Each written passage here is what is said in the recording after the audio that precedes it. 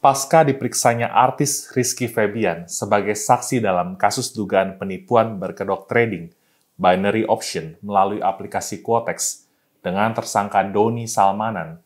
Kabarnya, 6 artis lainnya akan dipanggil oleh penyidik Direktorat Tindak Pidana Cyber Barreskrim Polri karena diduga menerima aliran dana dari Doni Salmanan.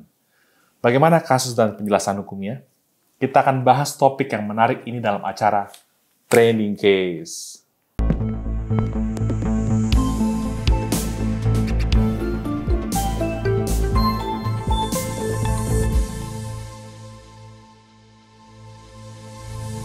Pada tanggal 8 Maret 2022 lalu, Crazy Rich asal Bandung, Doni Salmanan telah ditetapkan sebagai tersangka dalam kasus dugaan penipuan investasi binary option melalui aplikasi Quotex. Tidak lama berselang setelah Crazy Rich asal Medan, Indra Kents, ditetapkan sebagai tersangka dalam kasus aplikasi Binomo. Bagi yang belum tahu istilah binary option, itu adalah instrumen trading online yang cara mainnya mengharuskan trader menebak atau memprediksi harga suatu aset yang naik atau turun dalam waktu tertentu.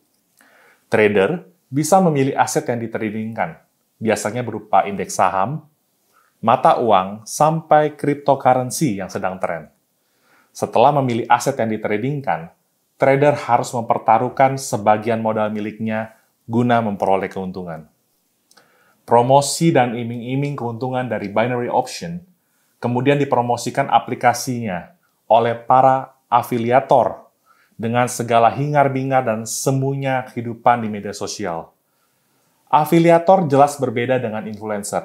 Kalau influencer dibayar oleh pemakai jasa untuk memperkenalkan suatu produk ke masyarakat, sedangkan afiliator justru baru dibayar ketika berhasil mengajak orang lain untuk ikut bertransaksi.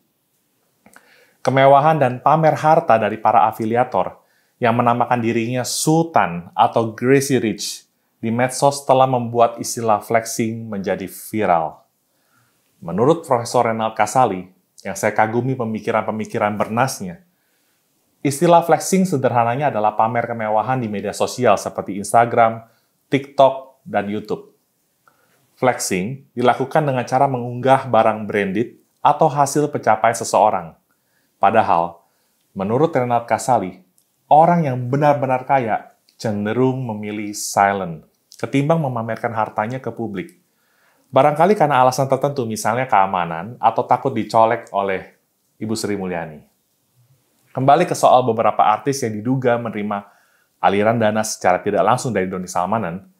Dari pemberitaan yang ada, misalnya Rizky Febian, yang berhasil menjual minuman buatannya sebesar 400 juta untuk kegiatan amal.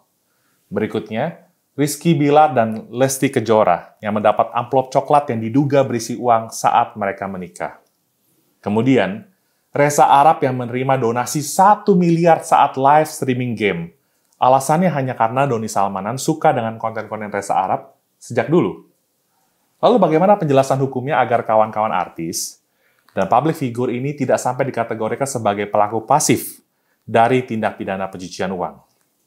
Sebagaimana diberitakan, para afiliator dari binary option ini dijerat dengan pasal 45 ayat 2, junto pasal 27 ayat 2 Undang-Undang ITE tentang tindak pidana mendistribusikan atau membuat dapat diaksesnya informasi elektronik yang bermuatan perjudian. Kemudian, pasal 3, pasal 5, dan pasal 10 Undang-Undang Tindak Pidana Pencucian Uang, serta pasal 378 KUHP tentang penipuan. Berdasarkan pasal 5, Undang-Undang Tindak Pidana Pencucian Uang, setiap orang yang menerima atau menguasai penempatan, pentransferan, pembayaran, hibah, sumbangan, penitipan, penukaran atau menggunakan harta yang diketahui atau patut diduganya merupakan hasil tindak pidana, misalnya dari penipuan atau perjudian, dipidana dengan pidana penjara paling lama 5 tahun dan denda sebanyak 1 miliar rupiah. Dari ketentuan tersebut, bystander delik yang perlu didalami oleh penyidik dari para artis tersebut adalah unsur yang diketahui atau patut diduganya merupakan hasil tindak pidana. Artinya, unsur diketahui menunjukkan kesalahan berupa kesengajaan, dan unsur patut diduga menunjukkan kesalahan berupa kelalaian. Ini adalah model kombinasi kesalahan, yaitu pro parte dolus, pro parte culpa, sebagaimana yang dapat kita temukan dalam pasal 480 KUHP tentang tindak pidana penadahan. Misalnya, kalau seorang membeli barang hasil curian. Pertanyaan sederhananya begini, apakah para artis tersebut benar-benar mengetahui atau setidak-tidaknya bisa menyangka bahwa uang yang diberikan oleh afiliator tersebut merupakan hasil kejahatan yang merupakan transaksi keuangan yang mencurigakan meski atas nama donasi. Melihat flexing yang ditampilkan oleh para afiliator tersebut di media sosial dengan segala kemewahan dan pencapaian yang ada, bisa saja para artis menjadi teryakinkan dengan profil dari para afiliator tersebut. Untuk itu, yang perlu dilakukan oleh kawan-kawan artis yang saya banggakan tentunya adalah, pertama, bagi yang pernah merasa menerima sesuatu dari afiliator, sebaiknya segera memberikan klarifikasi kepada penyidik. Kedua, sedapat mungkin menunjukkan itikat baik untuk mengembalikan dana atau barang di luar kebiasaan atau kewajaran yang pernah diterima dari afiliator.